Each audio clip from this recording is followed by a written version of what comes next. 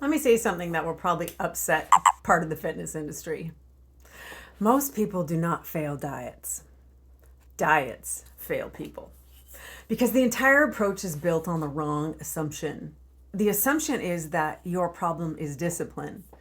That if you just try harder and stay consistent and push through, everything will work. But if that were true, the smartest and most capable people would never struggle with repeating patterns. And yet they do. In the first video, we talked about the cycle. Lose weight, gain it all back, and then some, start again. In the second video, we talked about where the programming came from, the belief systems that formed early in life. Now we need to talk about why the solutions people are given rarely solve the problem. The health and fitness world focuses almost entirely on behavior, and most of the personal growth world does as well. Eat this, believe this, do not eat that, follow this plan, track your calories, just do affirmations, build better habits. But behavior is not the root problem. Behavior is the surface expression of something deeper, identity. And when someone starts a diet, they're trying to install new behaviors. But if those behaviors conflict with the identity that's already running their life, the identity eventually wins. And this is why someone can be incredibly disciplined and incredibly motivated for a few weeks, even a few months. And then something pulls them back.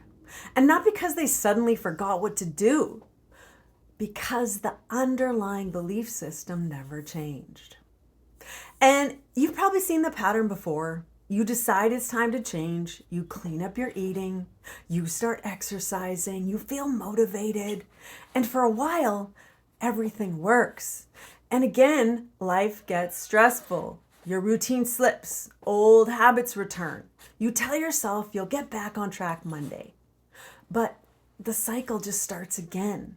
And that's not a discipline problem. That is an identity conflict. When behavior and identity do not match, the brain experiences tension. And the brain always resolves that tension by returning to what feels comfortable, safe, and familiar. And that's why temporary motivation eventually fades. Motivation cannot overpower identity forever. And this is the point where most people realize something very important. They don't have a weight problem. They have a pattern problem. Weight's just one place where the pattern shows up. The same pattern, like I said, often appears in other areas of life. Starting strong, losing momentum, pulling back when things aren't working, when things are actually working, I should say. Those patterns are identity driven. Once people understand this entire conversation changes. Instead of trying to force behavior through discipline, the real question becomes this: how do you shift your identity? Because when identity changes, behavior becomes much easier. And this is where most personal development advice completely misses the point.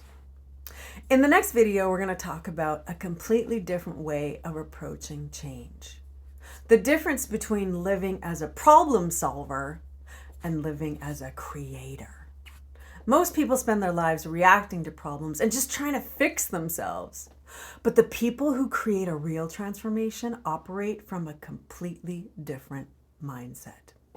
Once you see that difference, everything starts to make sense. So I'll see you in the next video.